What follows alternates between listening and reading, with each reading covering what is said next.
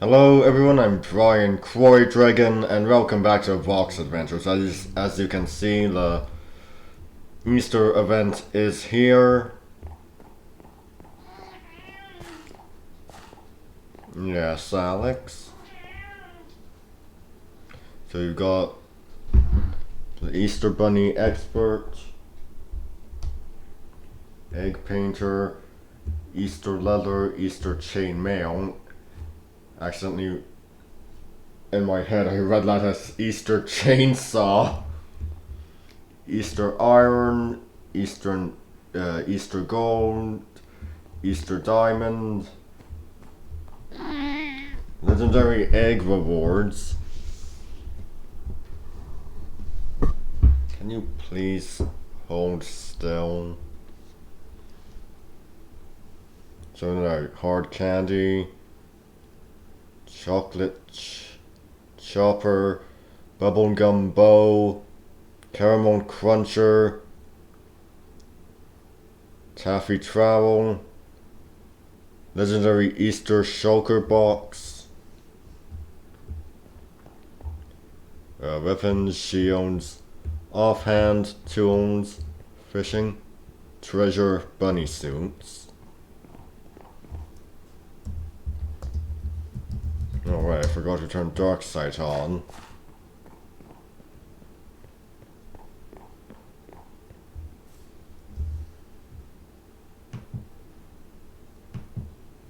Now let's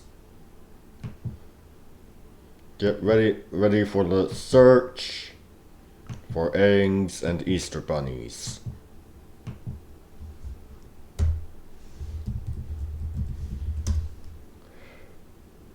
Oh jeez.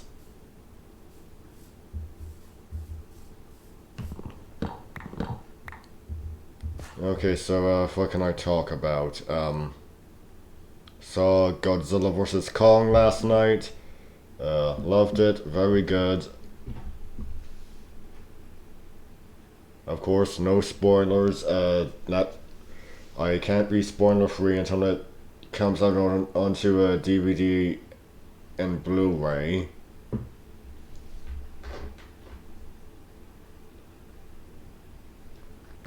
I mean, everyone knows Mechagodzilla's in it.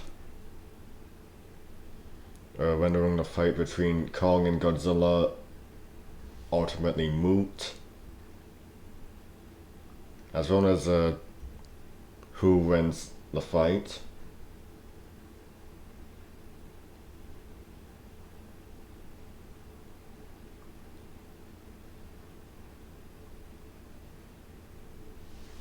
Oh, for God's sake. OBS, why? Why, of all times, does OBS decide to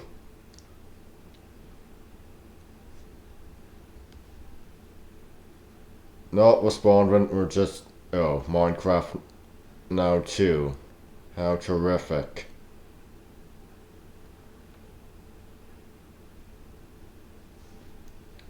Okay, so we're back. So, yeah.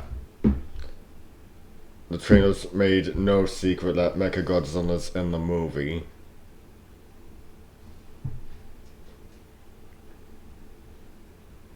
So again, the battle between Kong and Godzilla is ultimately moot, as is who emerges victorious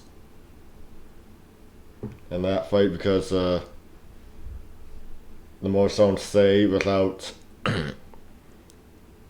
outright saying anything is that one wins the fight and one ultimately emerges as the hero of the movie. So both sides end up happy. That's the most I can say. Yes, Kong has an axe.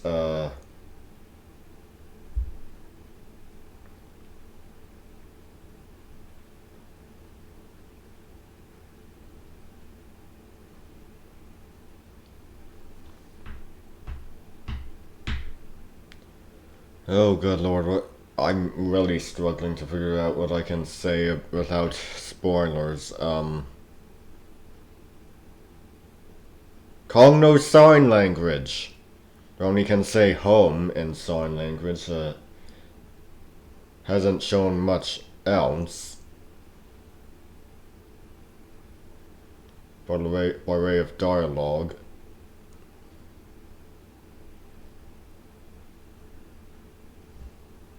Can't really call it a spoiler because, well, a giant ape that's mainly based on the gorilla.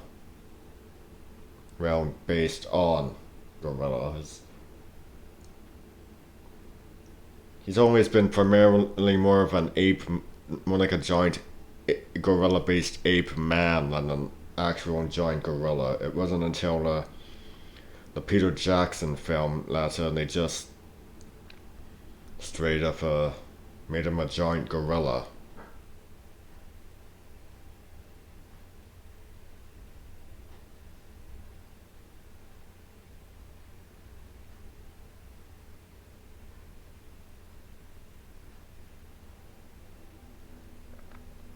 Yeah, Kong has a lot of walking. Yeah, and a lot of his cinematic history, Kong walks bipedal a lot more than he does any knuckle walking. Gorillas aren't exactly known for doing a lot of upright walking, so a lot of people who actually have seen the films, they know that he's more gorilla-based ape man than, well, gorilla. Even as giant ones go.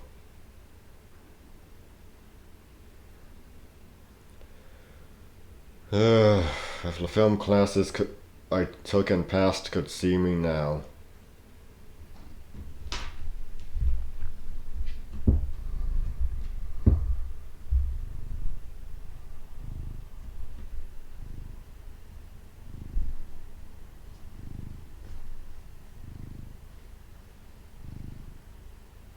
Godzilla's still Godzilla, but this time we get a bit of him walking on all fours.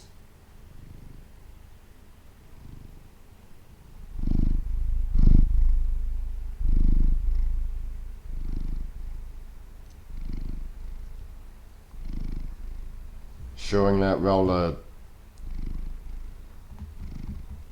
he can alternate. He just primarily walks bipedally.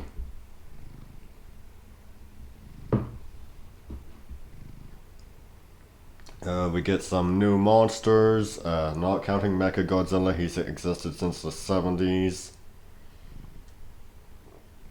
He's not even an obscure character. I mean, if you're not a fan of Godzilla movies, yeah, he probably is obscure. If you're just a casual moviegoer who has no idea of anything Godzilla related, yeah, he's probably going to be obscure, as is a lot of other enemies of Godzilla. A lot of Godzilla's other rogues gallery.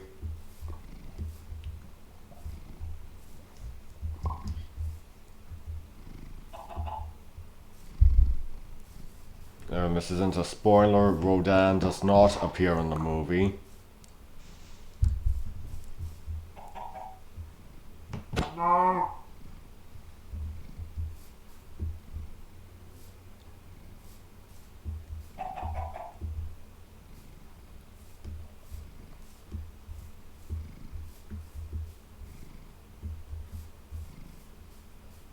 A Skullcrawler does, though. Yeah, brought Lois back, round one, for one scene.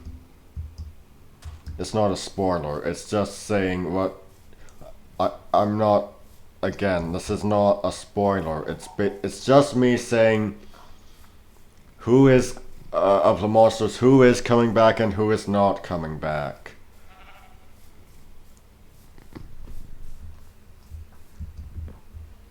Kyle Chandler is in the movie again. He was in Godzilla King of the Monsters, and he was also in the Peter Jackson King Kong film as Bruce Baxter.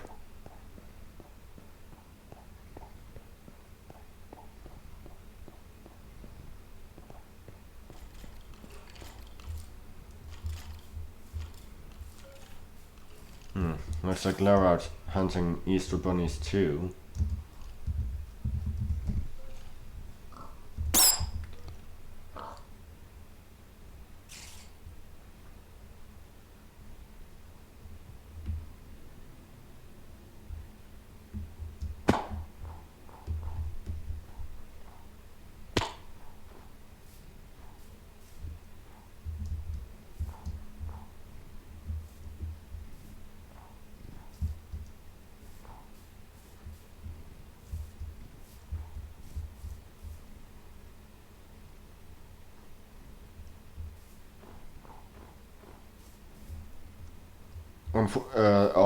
As far as human characters go, unfortunately, Charles Dance's character is not in the movie.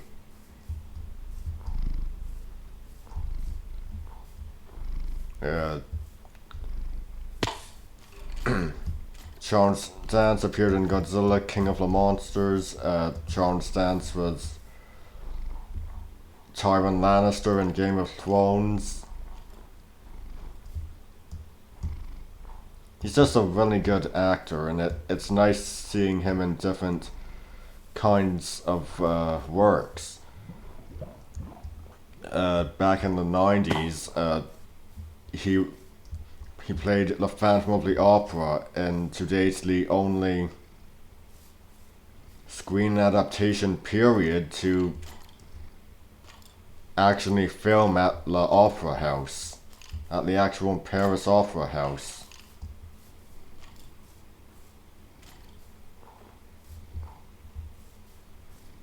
And I hear he was in a Dracula Untold, so yeah, he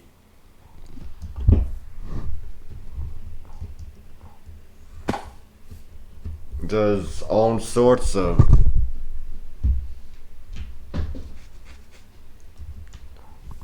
works. He's fine with doing any sorts of genres. As long as he's not attacking me, I'm fine.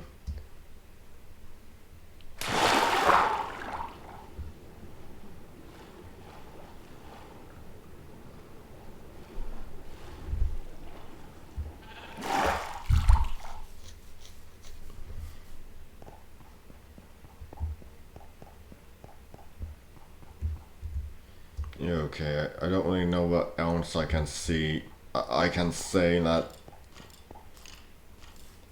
avoid spoilers. I'm even thinking of loopholes. I said one wins the fight, but the other emerges as the hero of the movie.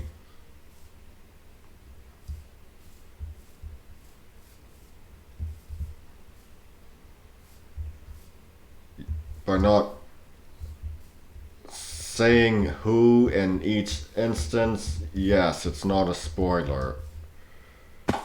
In fact, it just leaves you guessing if you haven't seen the movie. And as I said, it keeps fans of both characters happy.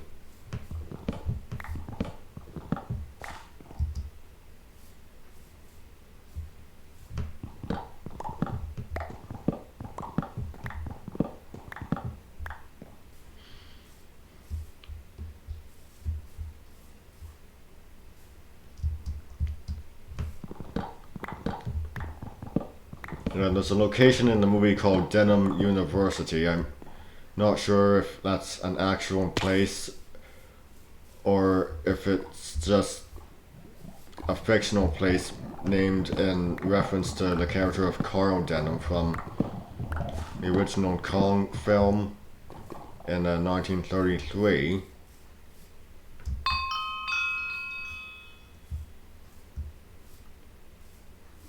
Come on, haven't seen any suspicious looking grass yet. Of course, I'm only 14 minutes in.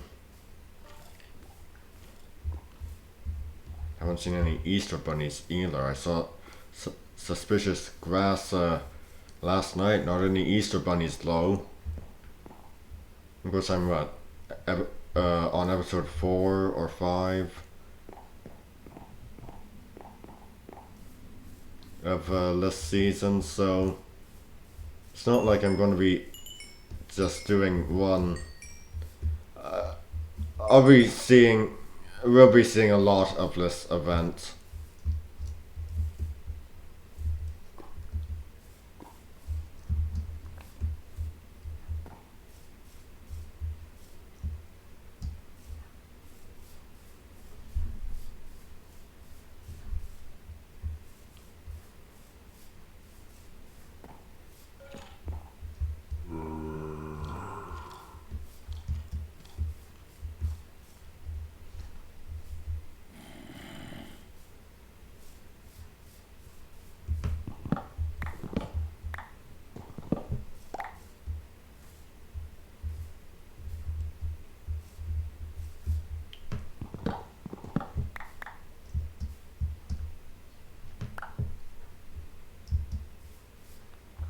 There's a cool neon lit fight scene that's very evocative of Pacific Rim.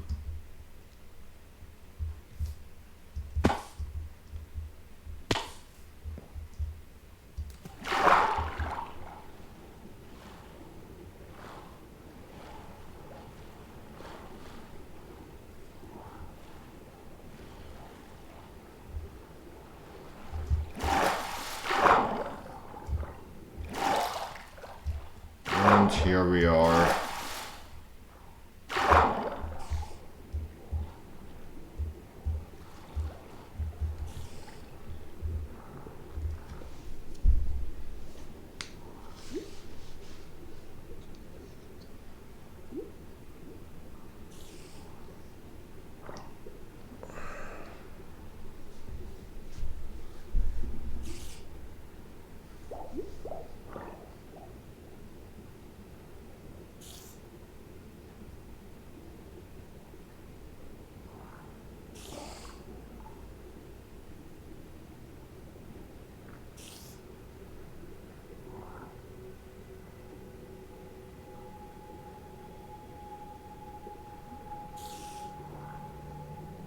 Actually, if we're on the subject of Kong, yes, it does make perfect sense.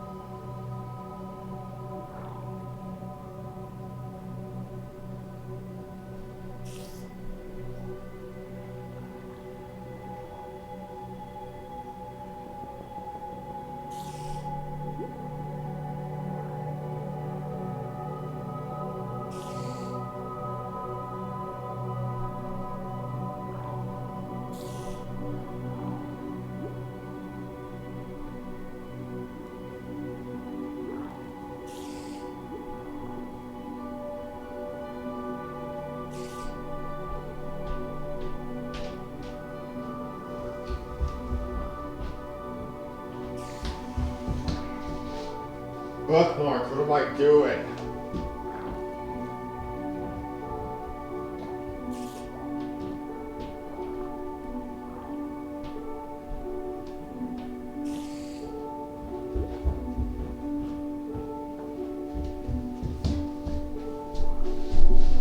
I figure while we wait for the sun to go down, I'll read from Kong Unmade, The Lost Films of Skull Island.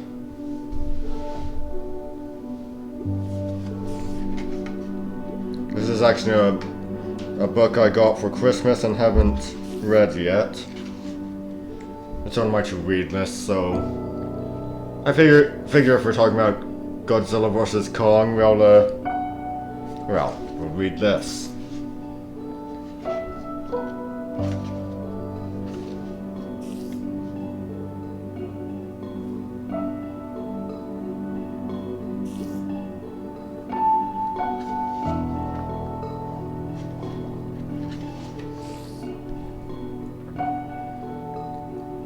Lost film, Creation. I wouldn't call that lost, I'd call that unfinished, but okay. Creation, 1931, directed by Harry O. Hoyt, special effects by Willis O'Brien, screenplay by Beulah Marie Dix and Harry O. Hoyt, music by Edison Von Ottenfield, proposed cast / characters: Steve, the Armitage family tutor. Okay.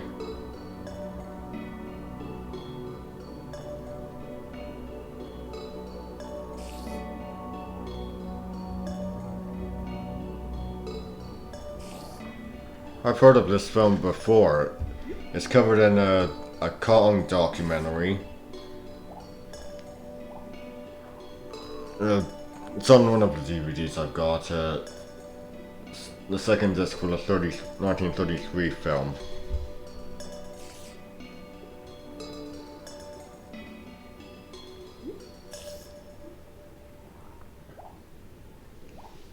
King Kong, the great granddaddy of all giant monster movies, including Godzilla, owes its birth to a lost film.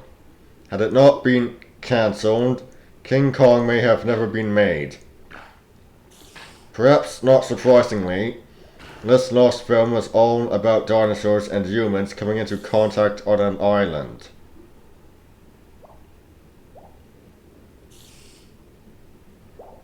It was called Creation, and though it had a principal director, most of the work done on the film was effects work by Willis O'Brien. O'Brien had first started animating prehistoric beasts back at... Let's try that again. O'Brien had first started animating prehistoric beasts back in 1915 with The Dinosaur and the Missing Link, a prehistoric tragedy. I actually did a commentary on that. I'll put the link below for you on Reddit also.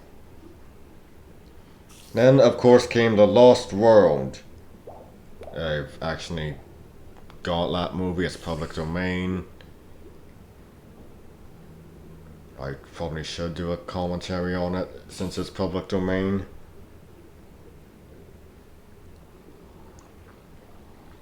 For the time, O'Brien's dinosaurs were so real to audiences that some people thought they actually were real.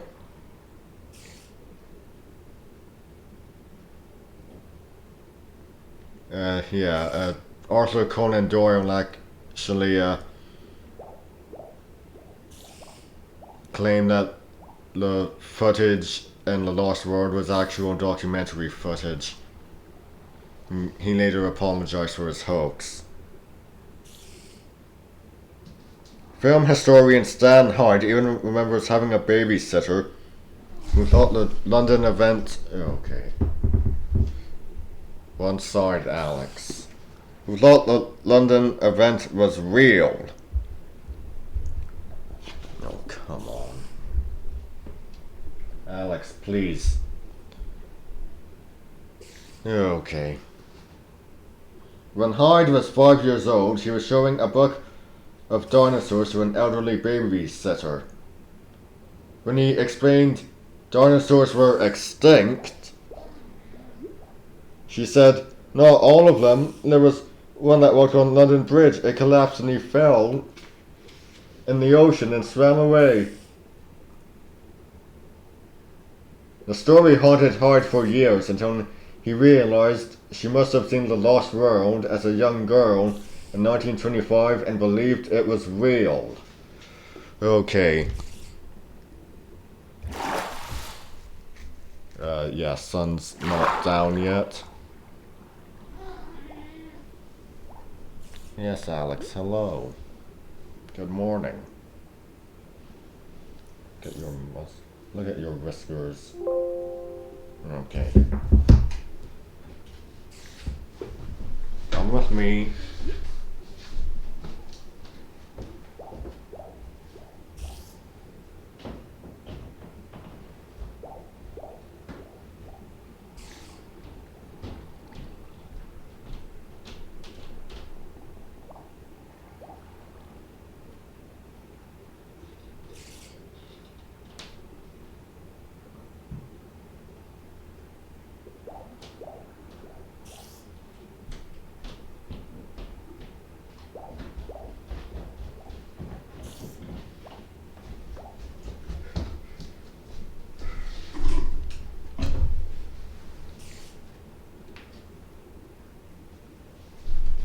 You stay where you are, Alex.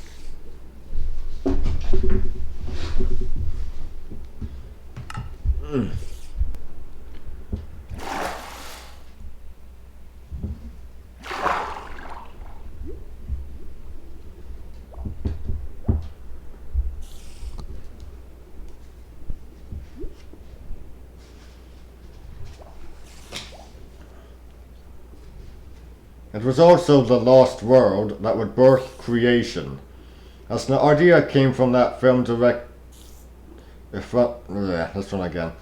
It was also the Lost World that would birth creation, as the idea came from that film's director, Harry O. Hoyt. Essentially, it was the same concept, only set on an island and with sound. The Lost World was silent. Hoyt developed the project in the summer of 1929 and pitched it to RKO in early 1930.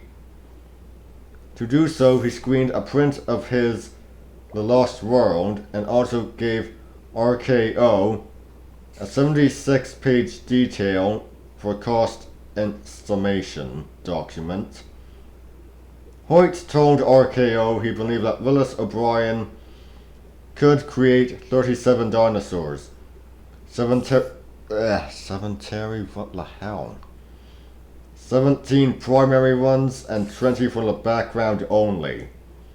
In a period of only 8 weeks, in 4 weeks enough models would be created for filming to commence. RKO's Bertram Melthauser felt that creation could be shot in a time period of 15 to 20 weeks on a budget of that amount. 652, 242. I don't know. 652, $242.50 exactly. Melthauser would turn out to be very wrong. Sorry, leave something running or?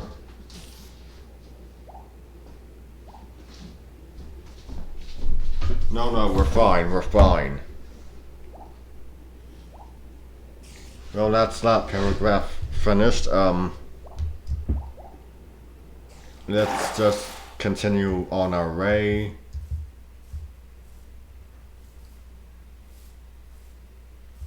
So yeah, creation. I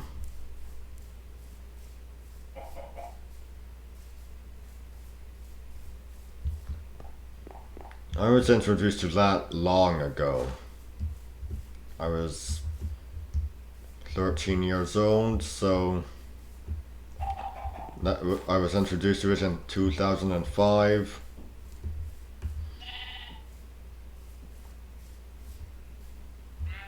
"16 years later, here we are.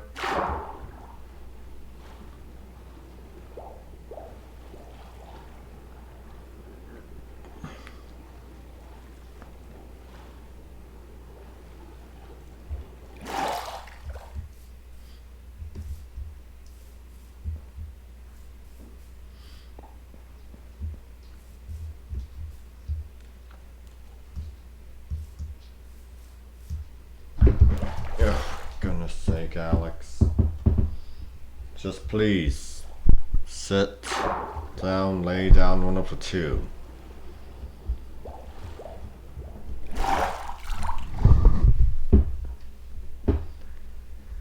And that was a lesson that not every movie that enters production ends up being finished. It ends up being cancelled. Some films that enter production end up being cancelled just as they're being filmed.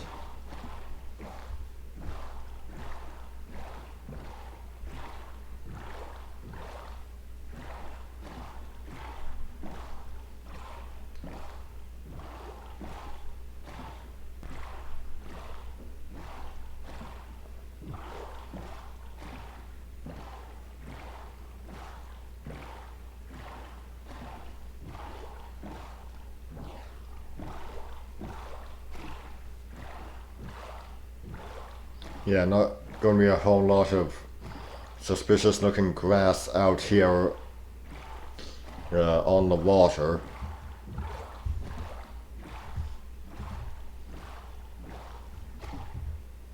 As you can see, I do have an Easter egg.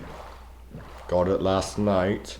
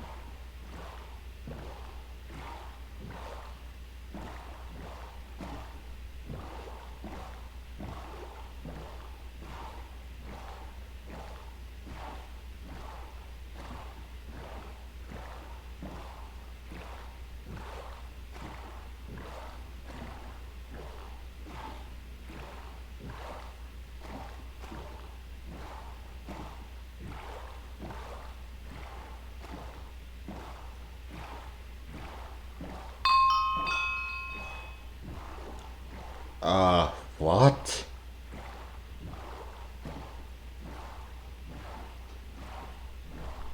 Okay, that makes no sense.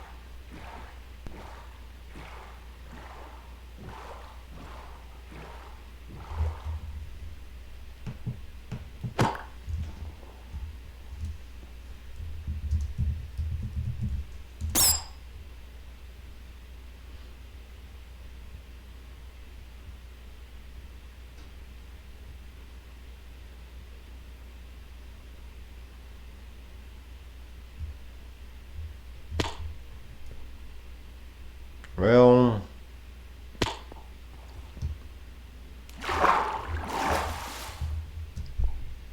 might as well just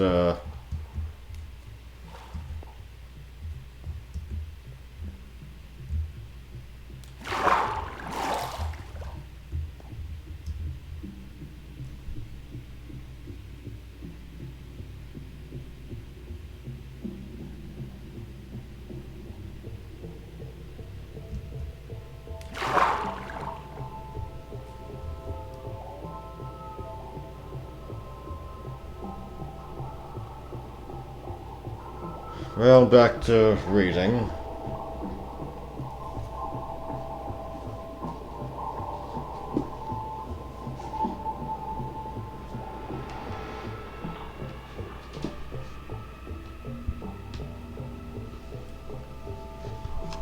The project was officially approved by RKO Vice President William LeBaron in late April of 1930, as production 359 with a whopping of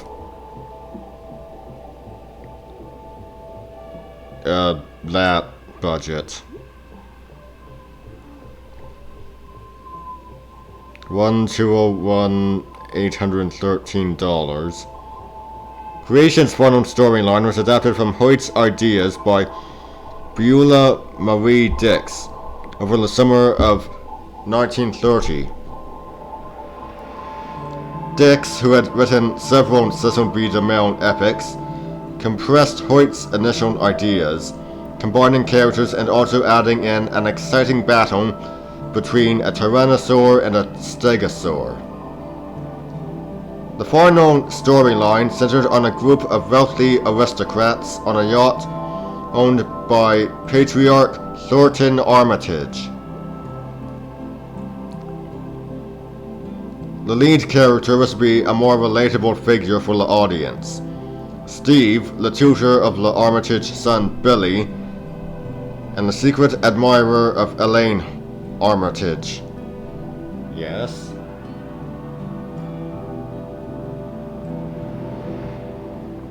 Yes, Alex? Do you think I'm reading it all wrong?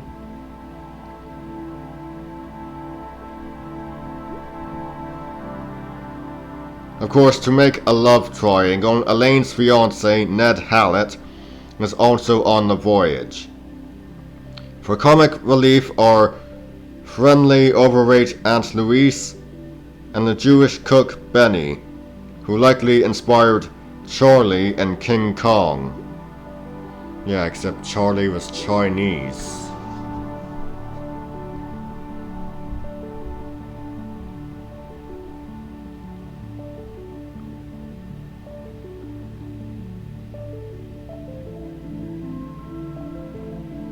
The story was to begin with the luxury yacht Titan, anchored 40 degrees south of the equator, not far from Patagonia. Steve had just finished teaching Billy about the theory of evolution when he runs into Elaine below deck.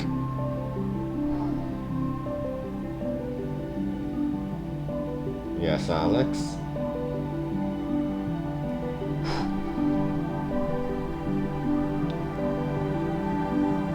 She flirts with him, and so Steve grabs her and kisses her while Ned watches from the shadows.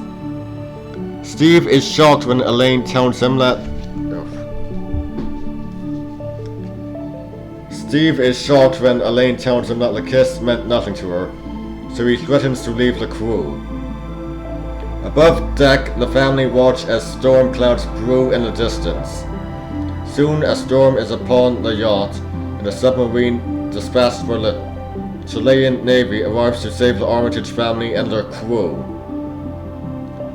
They board the submarine and the yacht is destroyed as a new island emerges from the sea.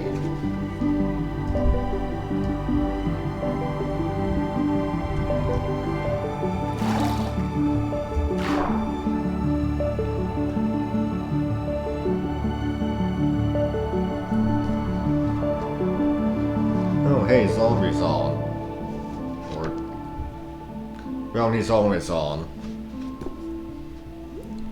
The next scene is heavily inspired by Edgar Rice Burroughs' novel The Land That Time Forgot. I've actually read that book. Not for YouTube, just for my own personal reading. Actually, I should get back to my readings for YouTube. Comic dubs also. The submarine becomes thrown off course due to the violent storm and soon finds itself in a strange underwater passage, filled with green water and frightening creatures. The submarine is damaged when it runs aground against a rock and so must emerge as soon as possible, as it fills with water. It emerges in a prehistoric lagoon that appears to be the cauldron of a dormant volcano. With the submarine immobile, the party goes on land to explore. From here on, many scripted scenes are not coincidentally similar to scenes later recreated in King Kong, plus its sequels and remakes. First up is a Brontosaurus stampede that was finally filmed for Peter Jackson's 2005 King Kong. Next up is a scene readapted for King Kong, in which the party traverses a log strewn across a chasm. Instead of a giant ape, they are confronted by an Arsinotherium, a prehistoric rhino of sorts, which gores many of the sailors to death and knocks others into a raging river below. Specifically, the scene begins with the party needing to cross a river. Steve swings across on a vine, but it breaks, meaning the others would have to find another way across. The captain sends his men into the jungle to chop down a tree to use to cross the river. There they first encounter the fearsome Arsinotherium, which gives chase. It kills the men in various different ways, including uprooting a tree onto one, before it finally chases them to the log bridge over the ravine.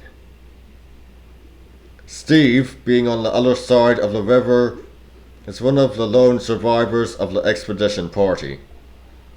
He watches in horror as pterodactyls, attracted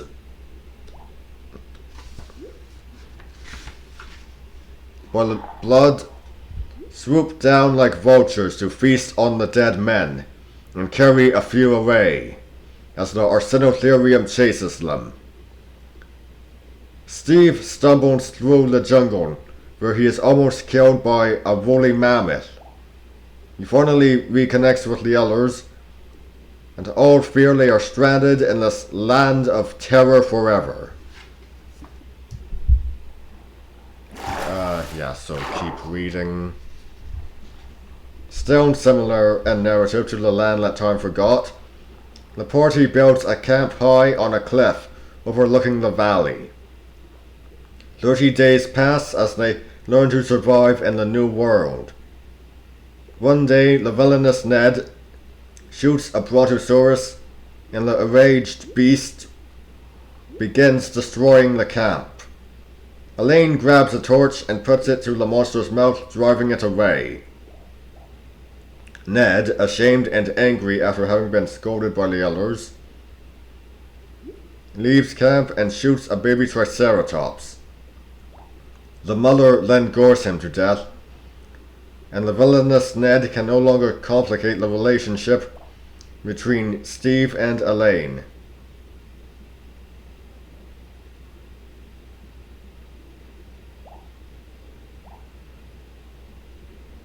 Steve, having taken charge of the party of survivors, decides to do his best to repair the submarine's radio. Steve braves the strange waters to dive into the sunken sub and retrieve the radio. Now that he has the radio, he sees that he will need a replacement Leyden jar. As the crew spot some ancient ruins on the island, they decide that is a good place to look. While exploring the city, rife with gold and precious jewels, a large block collapsed, causing Elaine to fall to the ruins below. She is picked up by a pterodactyl, which intends to eat her. Steve manages to rescue her by swinging on a vine Tarzan style and slams into the beast, scaring it off. From there, the crew is chased by a Stegosaurus into a temple, where a Tyrannosaurus and its young live. A battle breaks out between the two dinosaurs, thus saving the party from both, as the Tyrannosaurus kills the Stegosaur.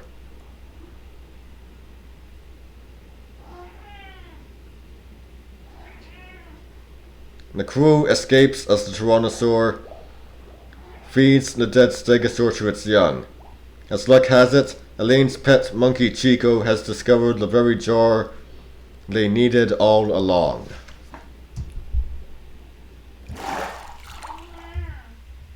Yes, Alex?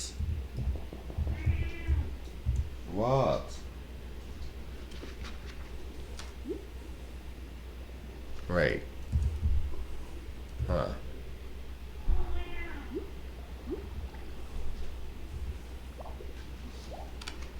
A radio tower for an SOS message is erected, and a distress message sent just as the island's volcano erupts. The dinosaurs panic, causing a stampede and end the chaos.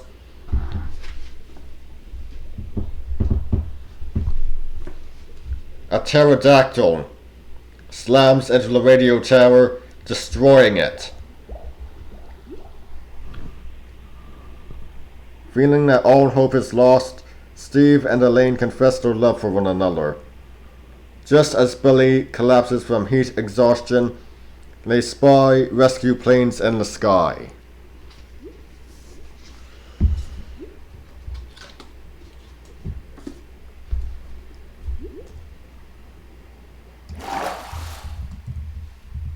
And there we pause for now on a cliffhanger of sorts.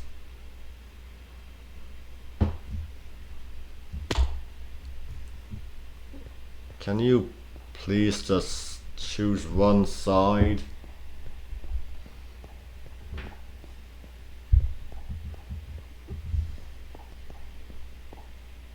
Yes, I love you too.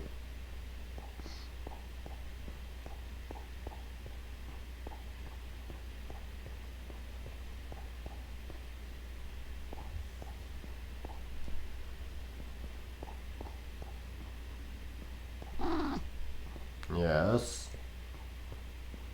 Okay, what is going on with the OBS? Okay, there we go.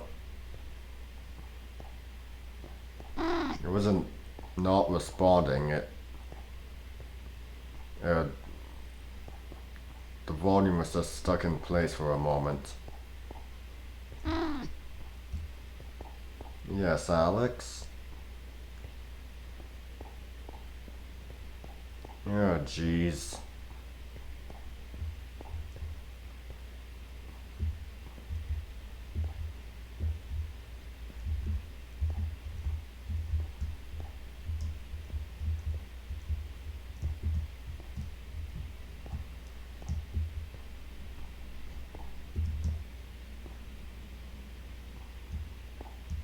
I've not seen any Easter bunnies yet, and I've only seen suspicious grass in Spawn, Valeria Beach. So, what do I do? Whoa. Jump in is the way out. There we go.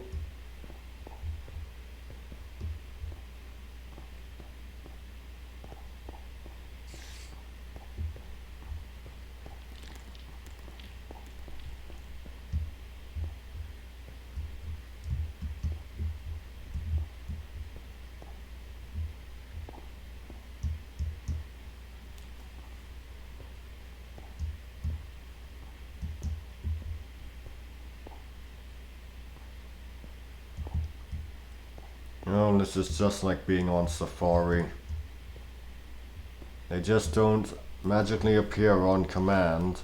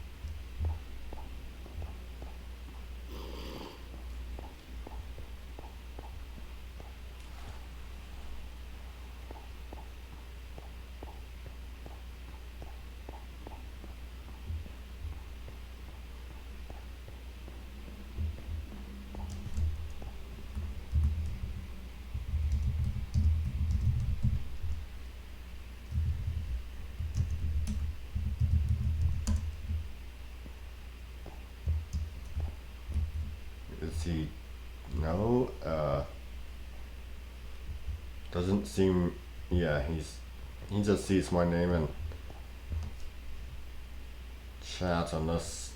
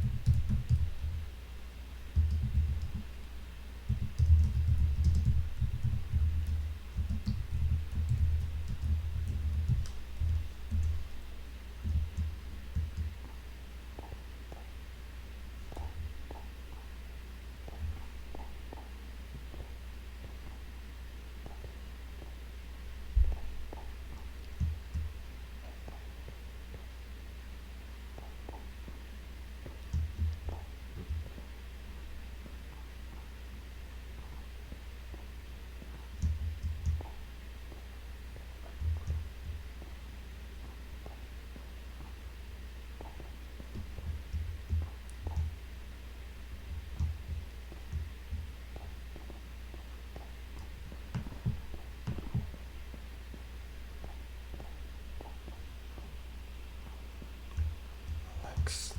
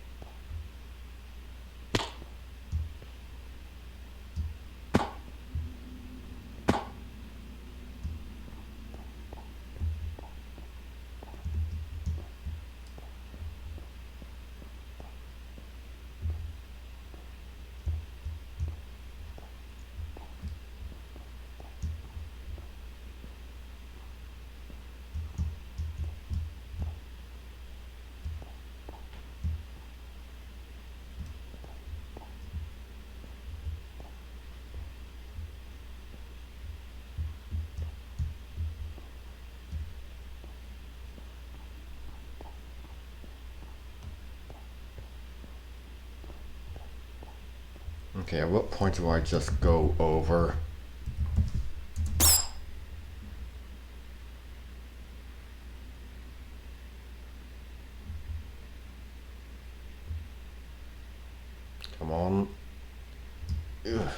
yet. Oh no.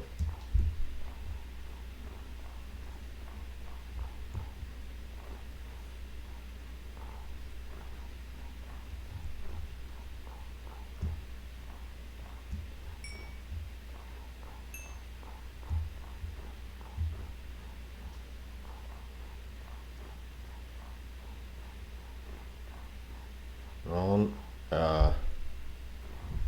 where exactly are we?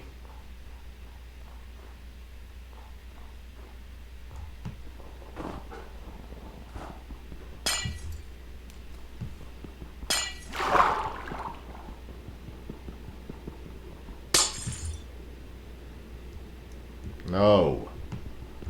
Stop.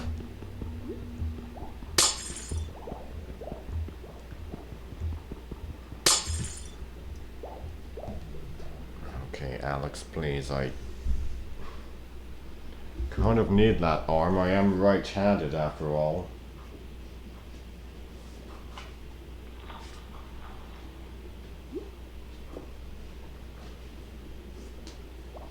They land in the lagoon and collect the castaways. The planes fly off and escape just as the volcano consumes the island. The film's humorous epilogue would be set on a rescue boat. As the rescuers doubt the group's tale of dinosaurs on the island, an exhausted pterodactyl suddenly drops onto the ship's deck. Steve and Elaine share a laugh with the rest, and the film would come to a close. O'Brien began working on the dinosaurs with Byron Crabb and Ernest Smythe on July 9, 1930. Most sources confirm that one adult Triceratops and two babies were built, along with two Brontosauri, two Stegosauri, two Tyrannosauri, a Styracosaurus, an Arsinotherium, a pterodactyl, a Dimorphodon,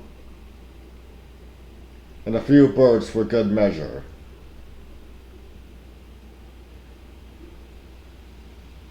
Okay, I have a good idea of what might have been reused for King Kong. Well, yeah, the Triceratops never got used in King Kong, but it was in creation. Also built with a phone-sized juvenile Triceratops by mechanical expert Charles Cristatoro. That's a name I've never heard of before. Sounds quite dramatic. The mechanical dinosaur had the ability to walk and create the illusion of breathing. Also built was a full-scale Triceratops head for the adult mother.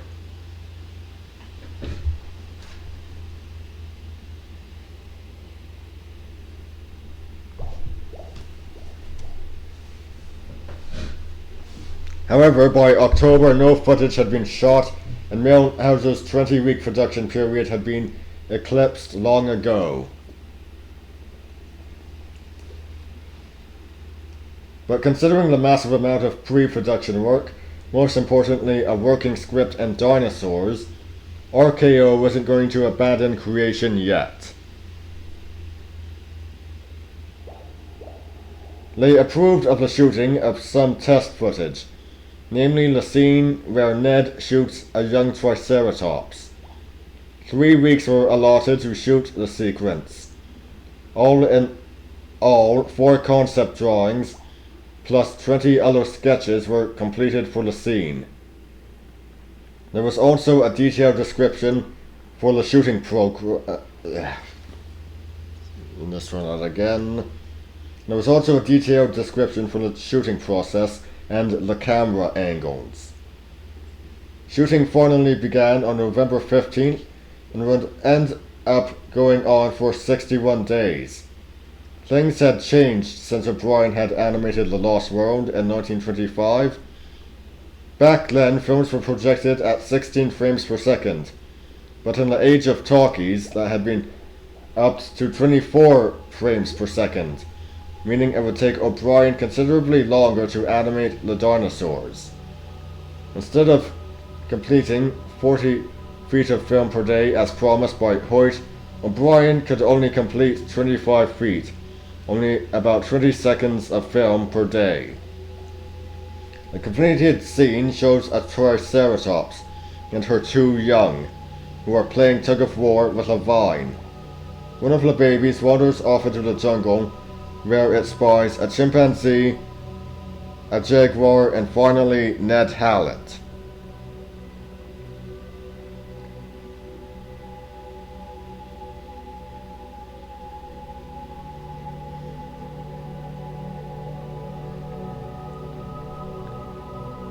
The scene, which takes place when Ned is angry at his fellow castaways, shows him viewing the juvenile Triceratops through the scope of his rifle and shooting it in the eye. Excuse me 1 second.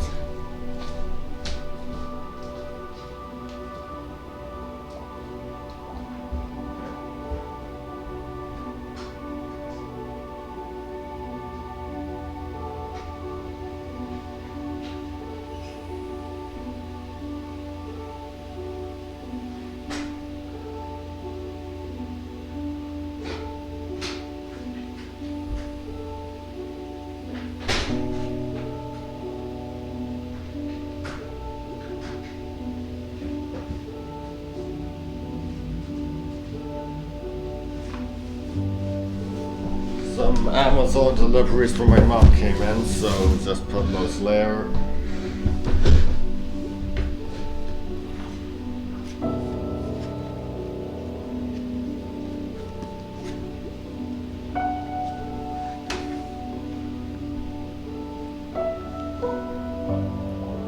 Okay, let's try again. A scene which takes place when Ned is angry at his fellow castaways shows him viewing the juvenile Triceratops through the scope of his rifle, shooting it in the eye.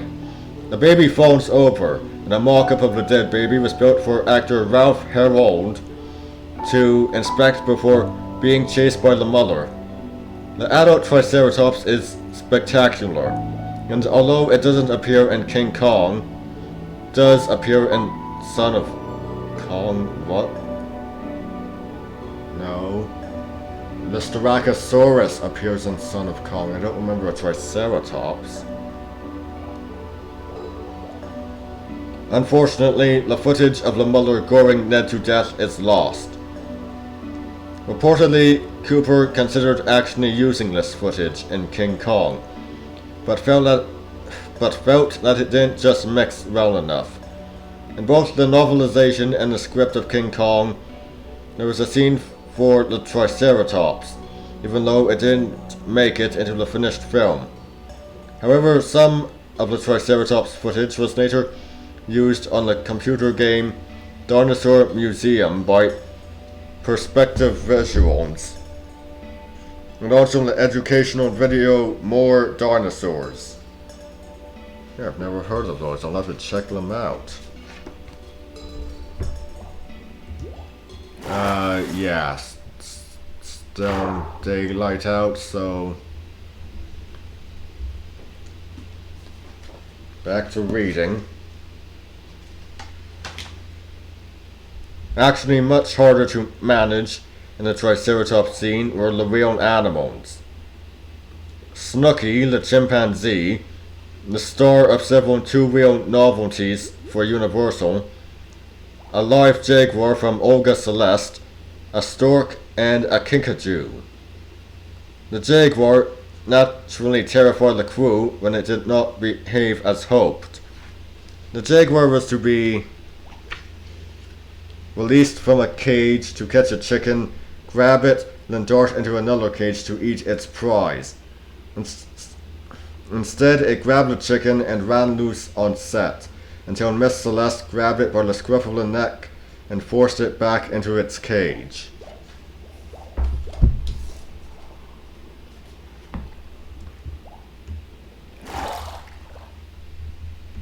Oh, jeez. No. Please.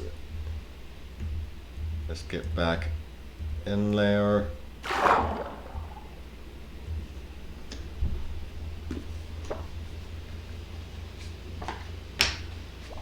Snooky, the baby chimp, was even more terrifying. Snooky was to toss a branch at the baby Triceratops. The branch was intentionally loosened so that the slightest move from Snooky would cause it to drop. Instead, on the third take, Snooky fell from the loose branch and became enraged. The baby chimp, strong as a man with sharp teeth, ran amok on the set, wrecking props and equipment. Then the chimp stuck his face in some plaster of Paris.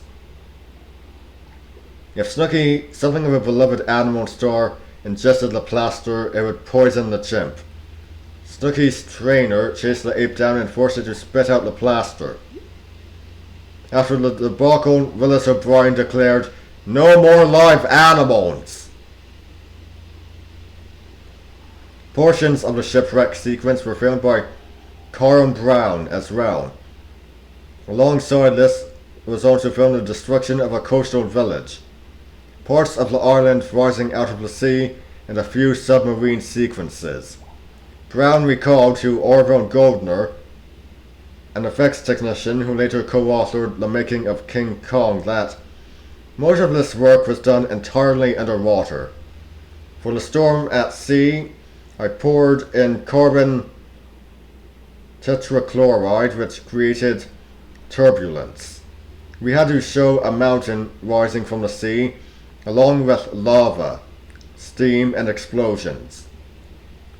The mountain was built in sections, and the steam was canned milk.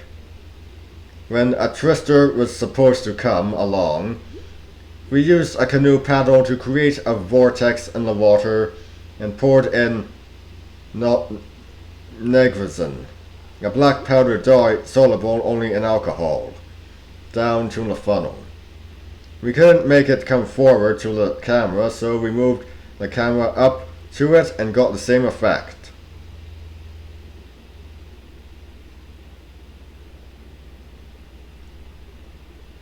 Goldner recalled further difficulties with filming the island rising from the sea. With no matter how slowly they cranked, the film didn't look immense enough to remedy. To remedy this, they tried thickening the water with clear gelatin.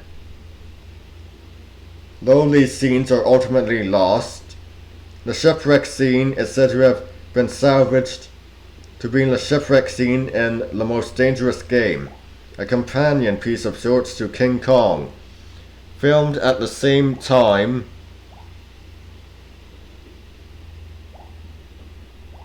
In total, about 20 minutes worth of footage for creation was shot. Today, sans the postponed scene from the Most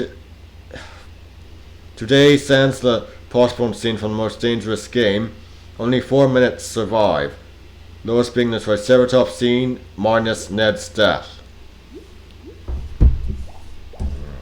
Okay, are we... Yes, we can continue on. Let's go down.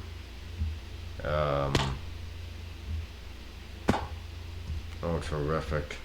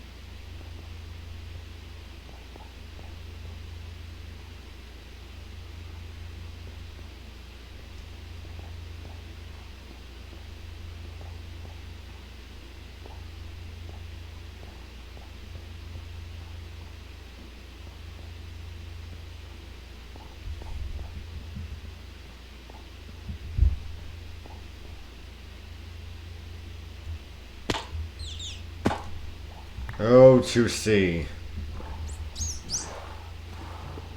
And perhaps do somewhere a bit more green.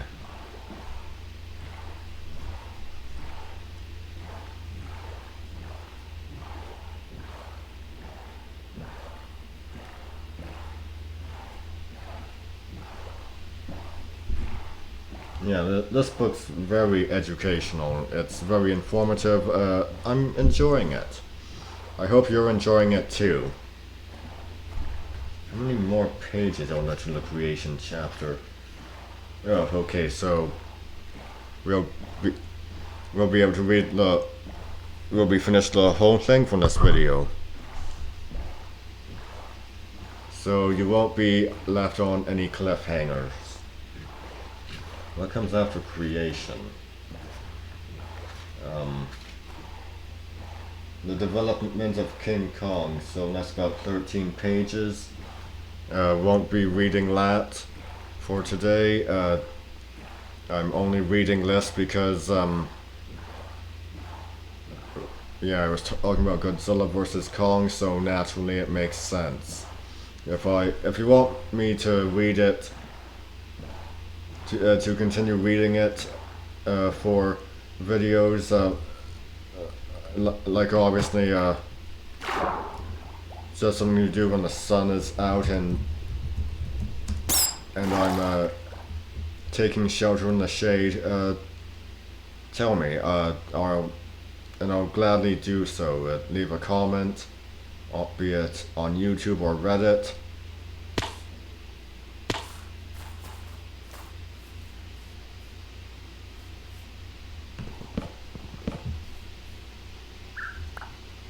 Oh, for God's sake.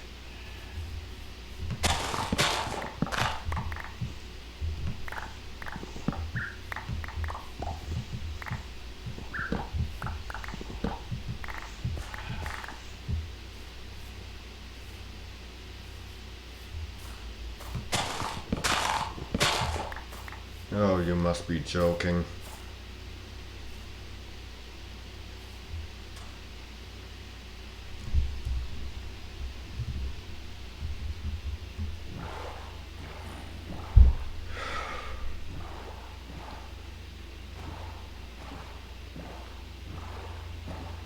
I don't know why, but it's like every time I spawn into the wilderness, I end up at very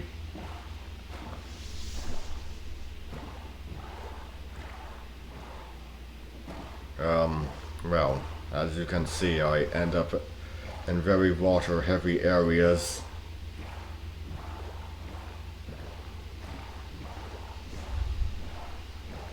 No, we will not be seeing if there's anything down there.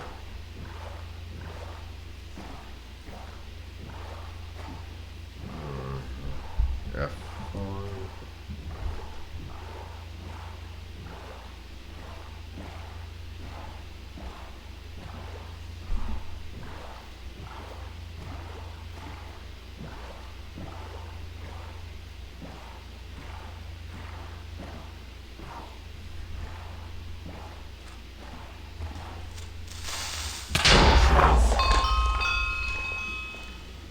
What? Okay, that makes no sense.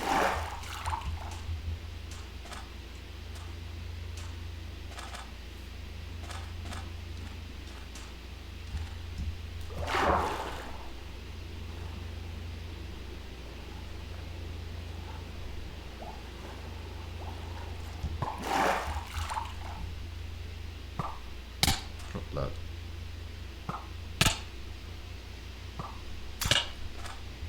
Oh, okay.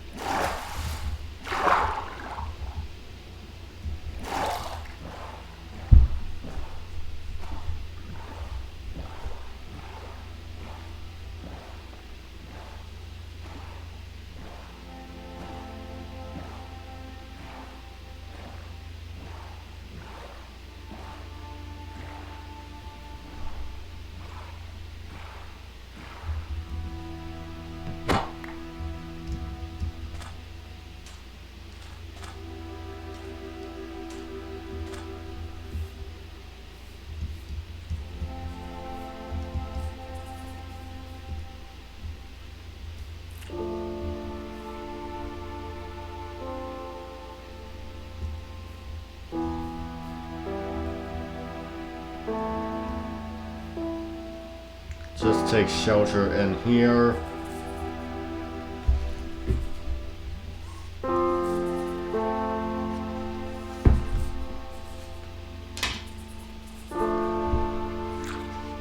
Kong Files, The Sound of Creation. Not only was test footage shot, but a musical score by a young upcoming composer, Edison von Ottenfield, was being scored. When the film came to naught, Ottenfield salvaged portions of his score to create the Dinosaur Suite, which he performed at the Hollywood Bowl. Speaking of sound, had it been finished, Creation would have been the first talking special effects film. And carrying on after the Kong effects. By January 24th, 1931, the test footage had been shot and ended up costing a whopping that much amount, $131,690. The only reason the production didn't get shut down then and there was due to the fact that RKO had just experienced a huge hit in the form of Cimarron. I've never heard of it. Production would continue slowly with various sets being designed, though only a few were built. It was hoped that live action photography with actors could start shooting April 23rd, 1931 over the course of 60 days. When it became apparent that wasn't going to happen, the date was pushed back to June with a schedule of only 41 days, plus an additional 10 days which would be shot on location in Florida. Finally, Bertram Milnhauser, who had encouraged the production, was let go. In a last-ditch effort to save the project,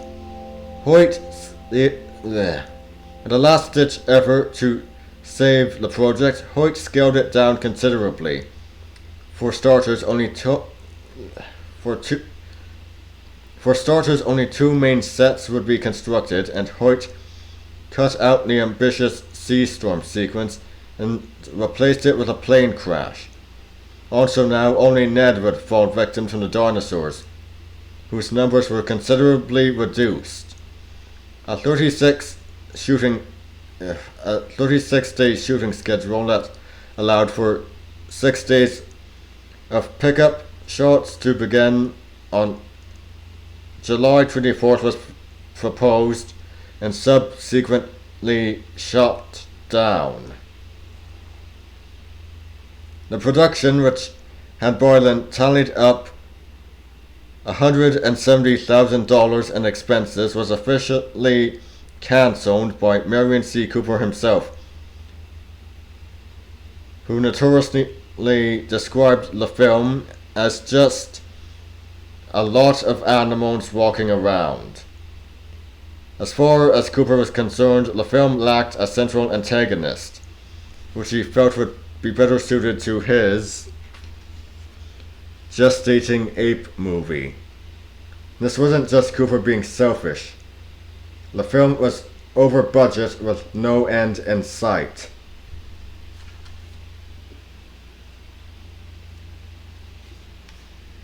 In Cinefex number 7 in 1982, Don Shea wrote of the production's extent. A full year was spent on the extensive preparations required to mount the Creation project. Mario Larrinaga, Byron Crabb and Ernest Smith prepared scores of large detailed renderings. Marcel Delgado was hard at work on the model dinosaurs, a number of which had never before nor since appeared on the screen. 2 brief test reels were to be filmed, one involving the destruction of the storm-swept yacht. The second Creation test was taken from the sequence in which Hallett, portrayed by actor Ralph Herold, shoots the baby Triceratops and is then pursued by its enraged mother. The test footage represented a quantum leap in technique over the comparatively primitive composite work in The Lost World. Thanks to the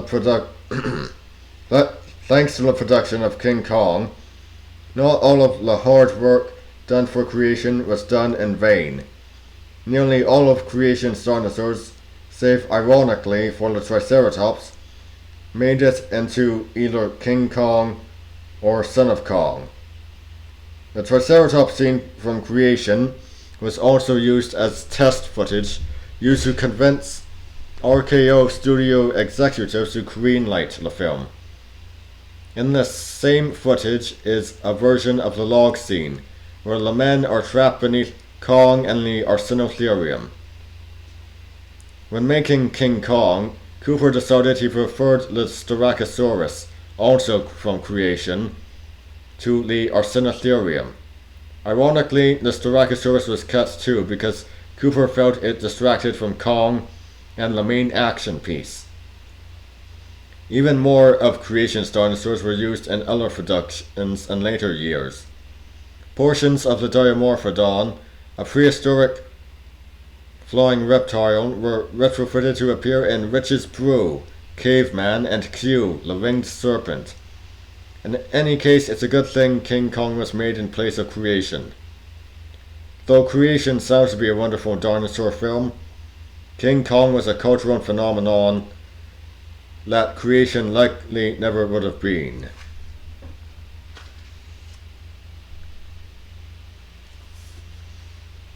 And yeah, that's pretty much a chapter from that book.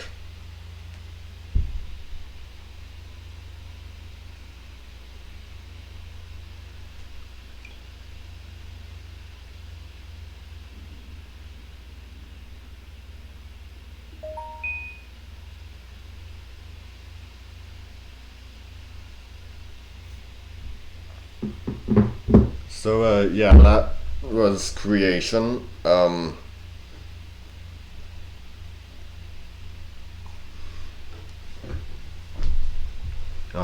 highly recommend you seeing the Kong documentary about it, where it's featured, I should say.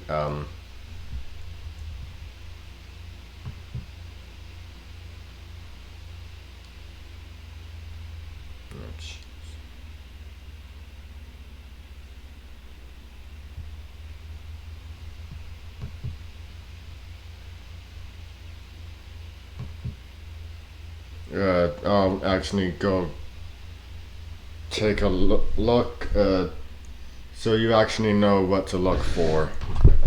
Ah, jeez, blasted thing, all attached to my knee.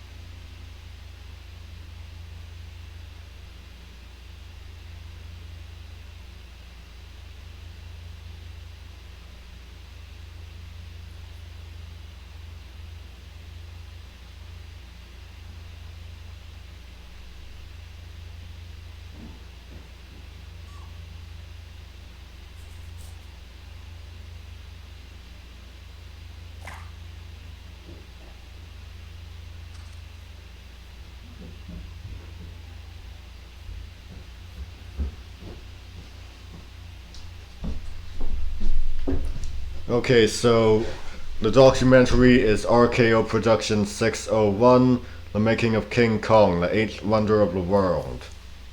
Can that title be any longer? It's a wonderful documentary, I highly recommend it. And suppose I should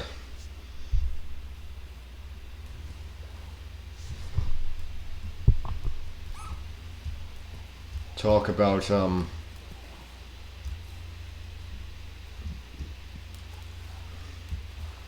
something. How about I talk about a movie for Easter, Barabbas, from the 60s. Can't remember off the top of my head when exactly. It stars Anthony Quinn, Jack Palance, and Ernest Borgnine. It's, of course, about the man who was spared from the cross, so Jesus ended up being crucified instead. It follows his life after he is pardoned.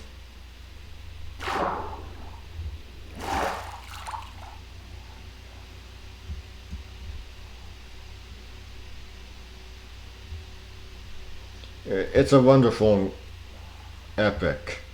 I highly recommend it. You'll find a lot to enjoy if you're a fan of epic films.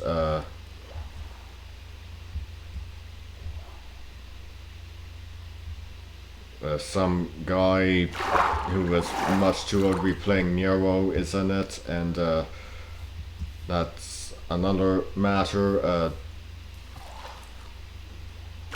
The film spans 20 years, and no matter which way you look at it, Jesus' crucifixion adds 20 years to that. It would have been the reign of Claudius, not the reign of Nero. So, yeah, Barabbas wouldn't have been seeing the Great Fire of Rome 20 years later. That was in 64, I do believe. But still, it makes for a great climax.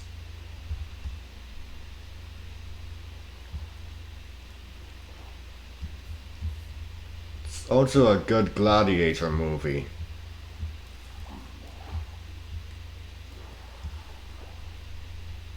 Of course, I should specify that the gladiator portion doesn't take up the entire movie.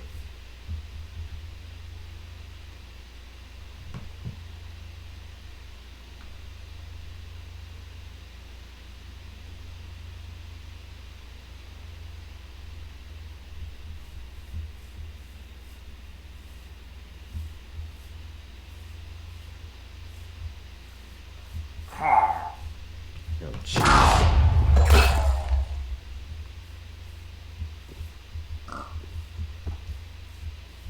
And that's perfectly justified. As I said, the film spans 20 years.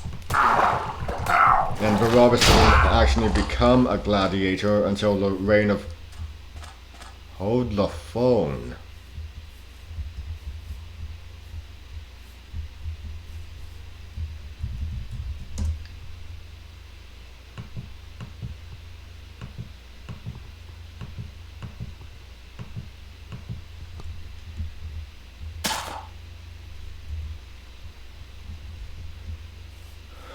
Finally. So yeah, as I was saying, the gladiator part, okay, so the gladiator portion doesn't exactly come into play until Nero's reign, and I can't remember his name, but the guy was in his 60s. Nero only lived to be 30. Only lived to be 30. Remember that. The man was much too old. As much as I am a supporter of ability over appearance. Yeah,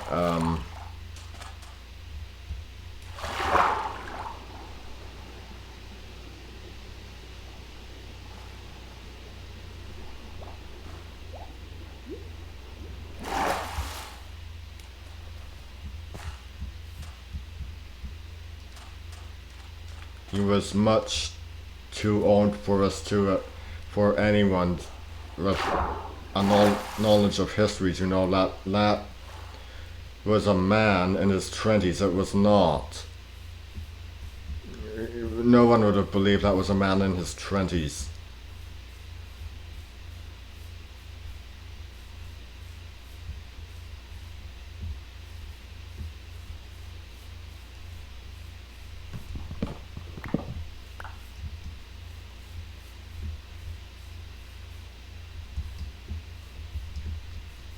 I mean, the movie's the adaptation of a Swedish novel, I believe, which obviously, with actors like Anthony Quinn, Jack Palance, and Ernest Borgnine, it must have had an English translation.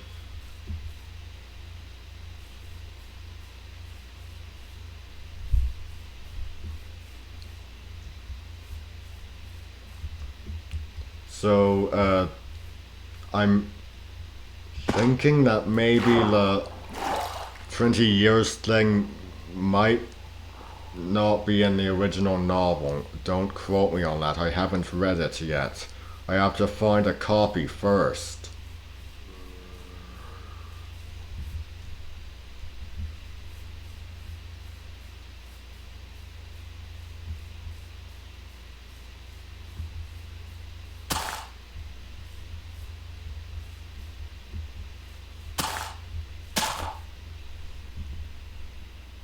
Excellent.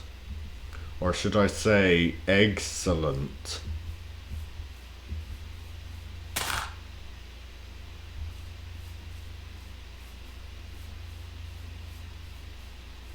No, it's kind of suiting that this season opens with me discussing a dream I had about a non-existent Vincent Price movie. Because he did play Egghead in the Adam West Batman series.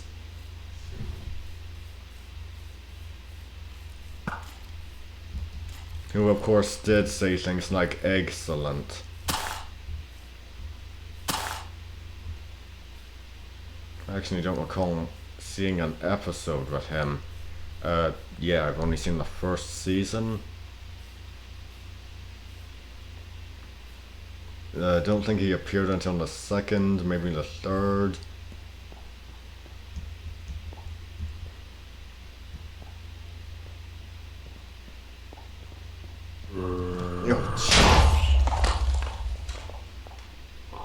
Oh, thought he was attacking. Well, that was probably a good warning for him to not attack.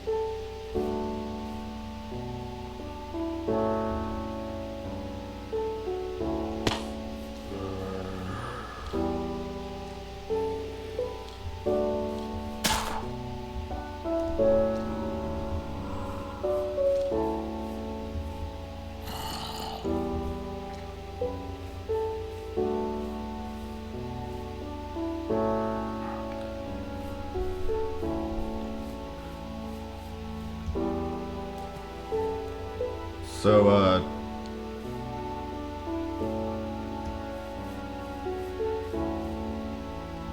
what else can I say about Barabbas?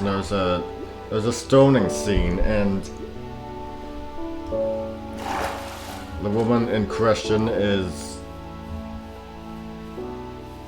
the woman that Barabbas had been involved with before she found Jesus.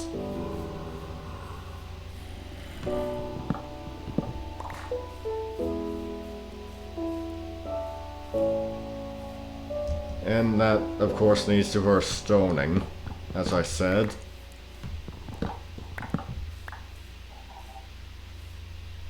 And at the end of it, she's just buried alive.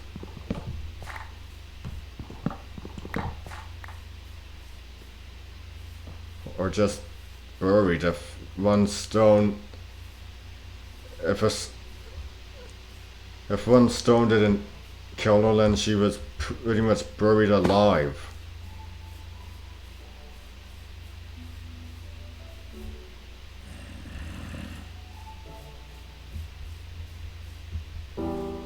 And before the climax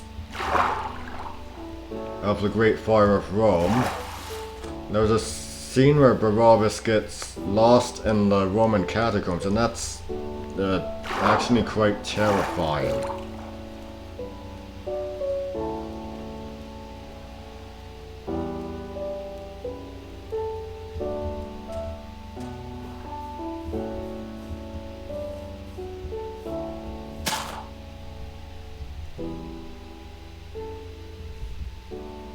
Oh jeez.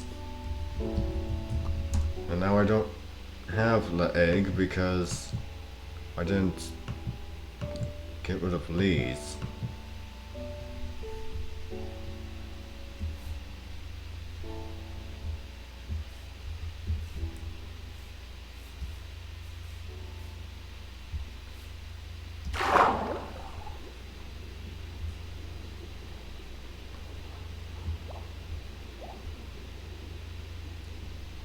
So, okay, who did play Nero? I actually need to put a name to this guy. What am I doing? I got the IMDb app.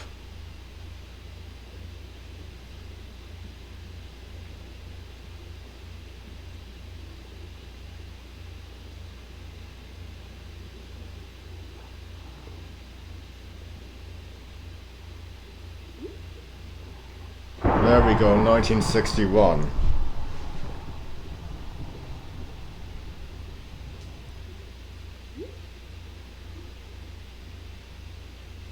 Oh yeah, Harry Andrews appears in the film as Peter. Oh, Norman Rowland as Rufio. Jack Palance, I of course mentioned as Torvald, and Ernest Borgnine as Lucius.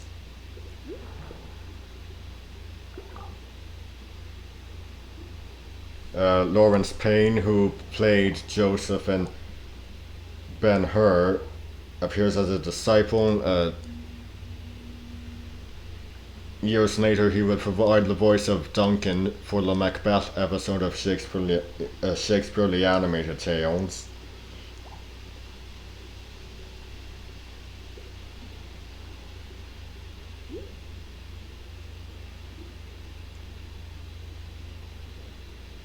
Okay, just see all. Did I miss Nero or something? Whoever played him?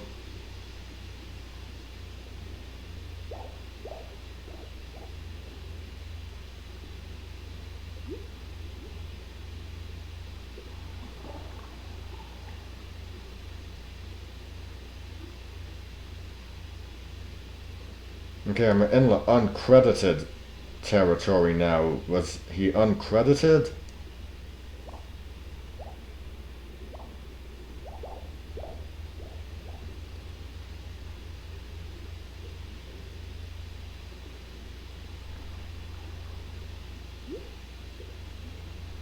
Well, if the actor who played Jesus was uncredited, then maybe. Rocco Roy Mangano. Never heard of him. That's who played Jesus. John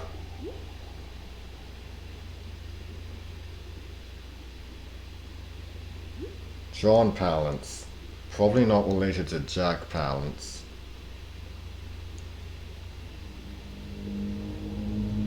Oh yeah, and of course, the actress who played Mary Magdalene, also uncredited. Paula Pitagora, her name was.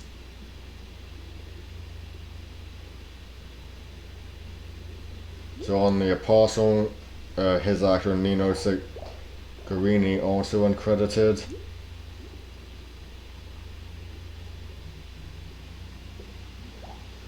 Oh, of course, he's just credited as the Emperor. Ivan Trisalt. A 63-year-old man playing... Wait, hold on. Great Fire of...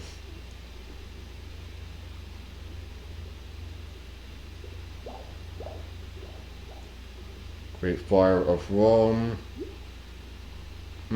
64. I got it right. I remembered.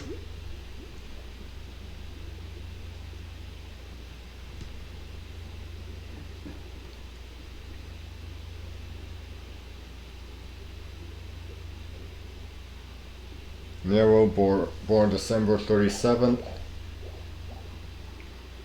No wait, December 15th and 37. And the Great Fire of Rome occurred from July 64. Occurred in July of 64, so yeah, he was 26. A 63-year-old man playing a 26-year-old. Good lord. What even is this Ivan Trisalt guy's resume? 138 acting credits.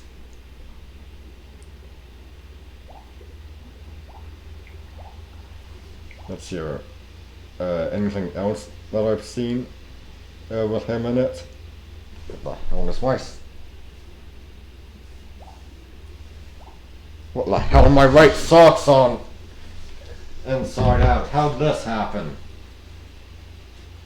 Could have sworn I...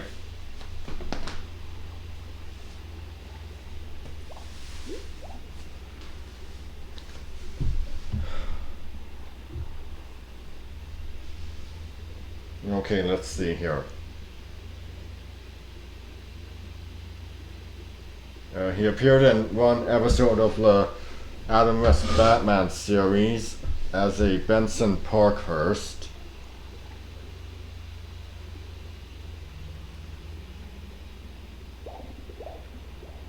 Which episode was that? Oh, just takes me to the...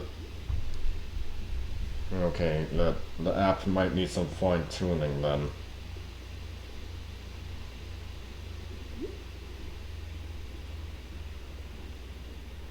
Oh, he was in the 300 Spartans as Demaratus.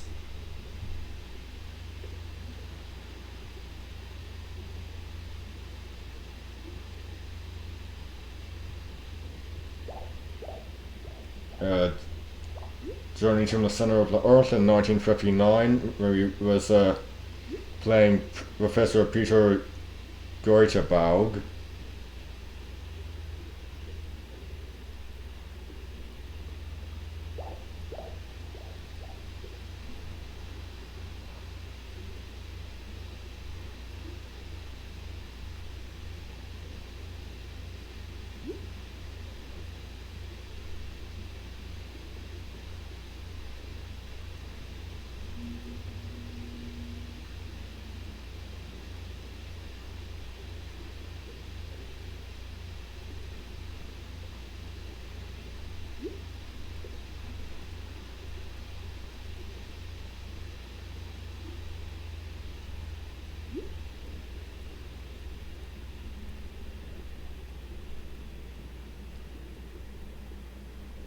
Oh, and he was also in The Mummy's Ghost, uncredited, of course. He was a guide.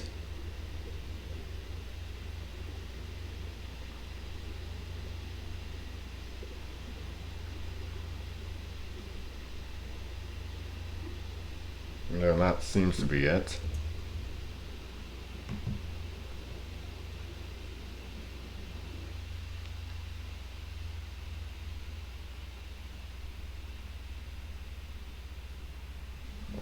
Okay, just want to check his Wikipedia entry. Good lord, why is this happening? Why is...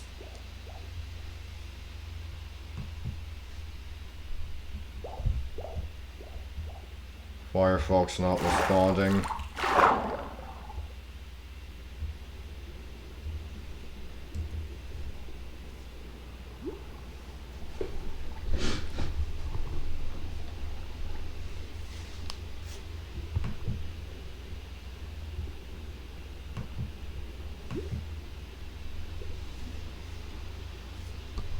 Yeah, forget it.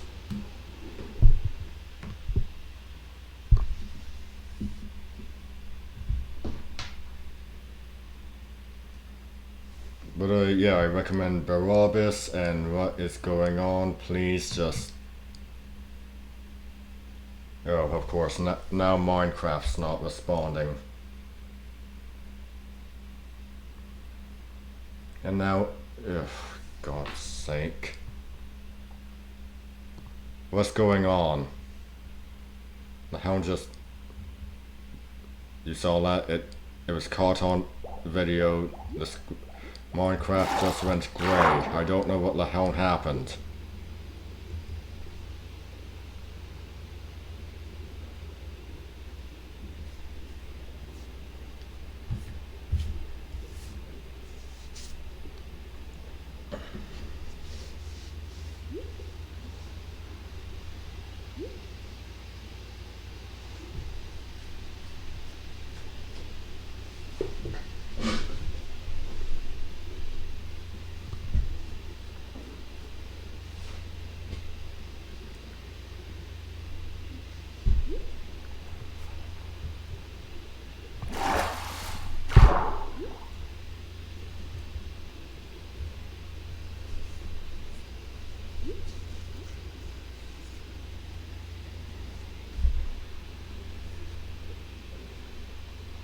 Yeah, I'm just curious. Of course, I took a look at the back cover. It mentions... I don't know what Space Kong is. Kong in space, obviously, but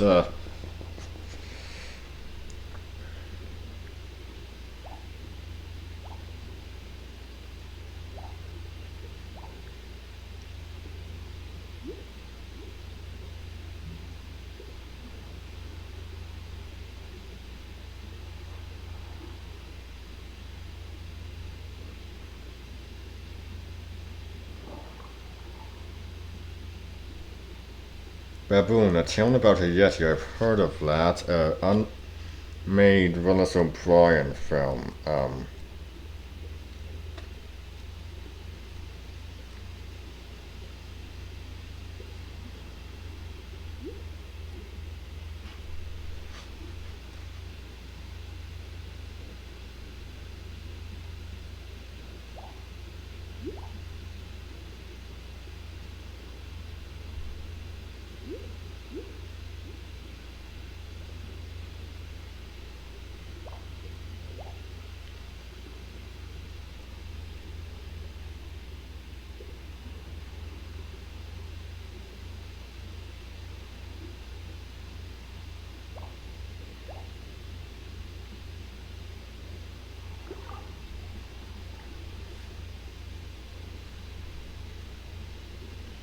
Oh, really?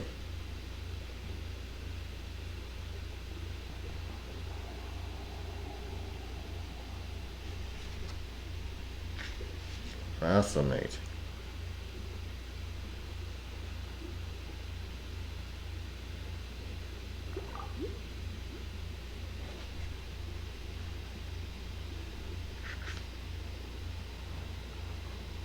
Oh, geez, OBS, not now, please, just...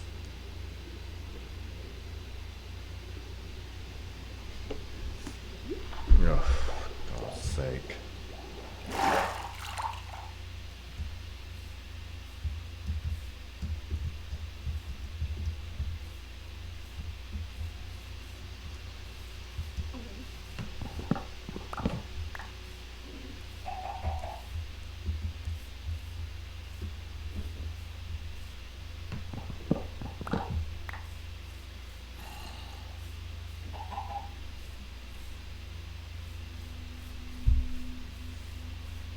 I'm not sure. Yeah, just a quick look.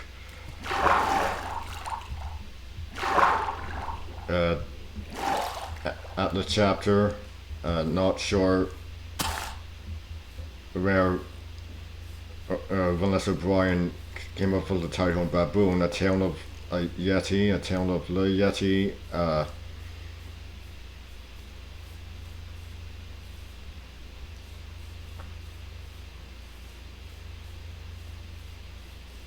Yeah, but apparently he did. Apparently Carl Denham was meant to appear.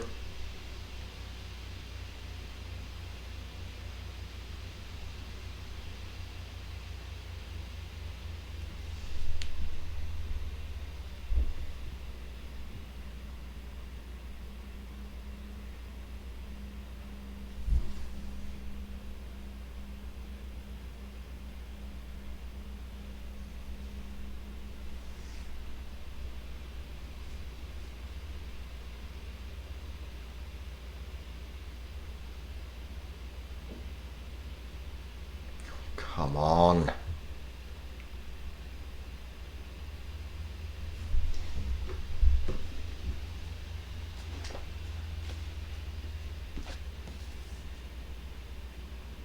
What is going on? Oh, of course, it's not responding. Thank you so much.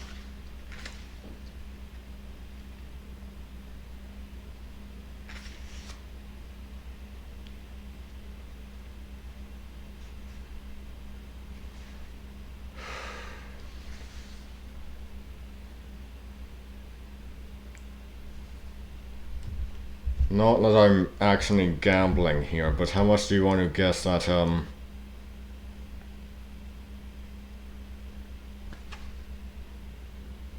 the connection's gonna go out or something?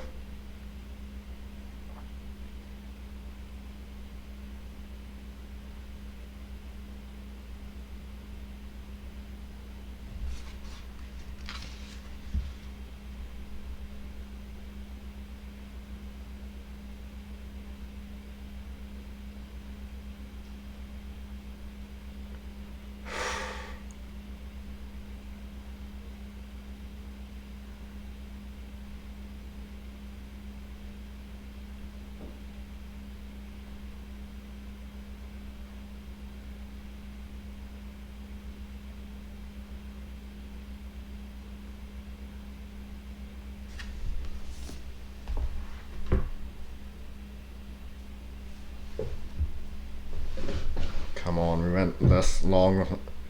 Oh, there we go. Okay.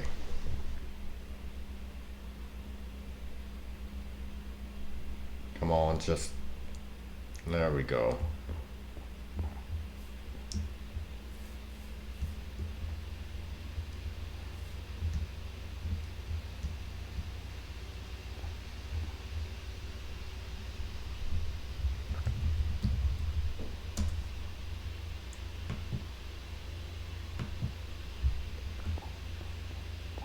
Okay, those are a few eggs.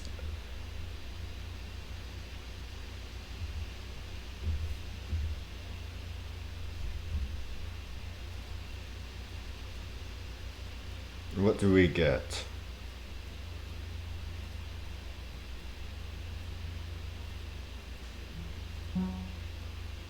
Blast!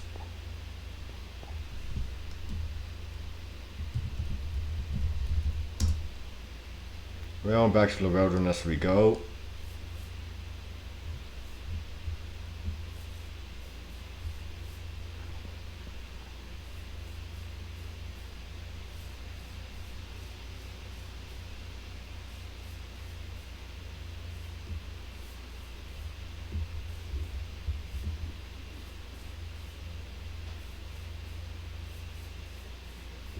Hello?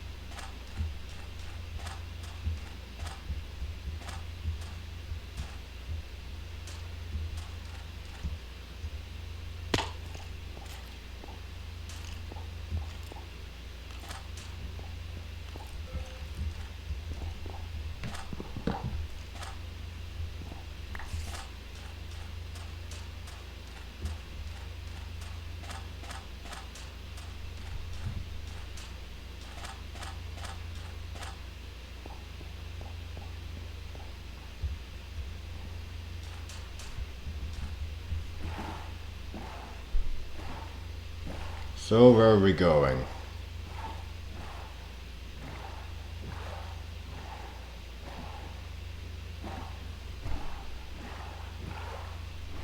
Ah, so I'm not the only one who has that going on, who has that happening to them.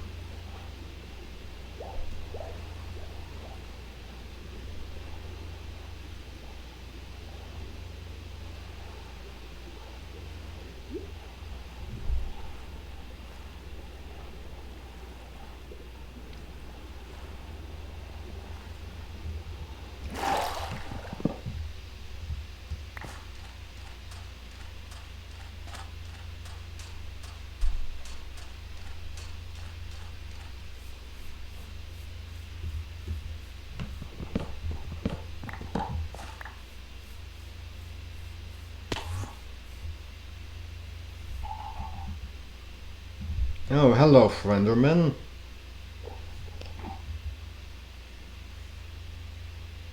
How are you? Well, that's all for today, everyone. I'm Brian Croydragon signing out. Stay straight.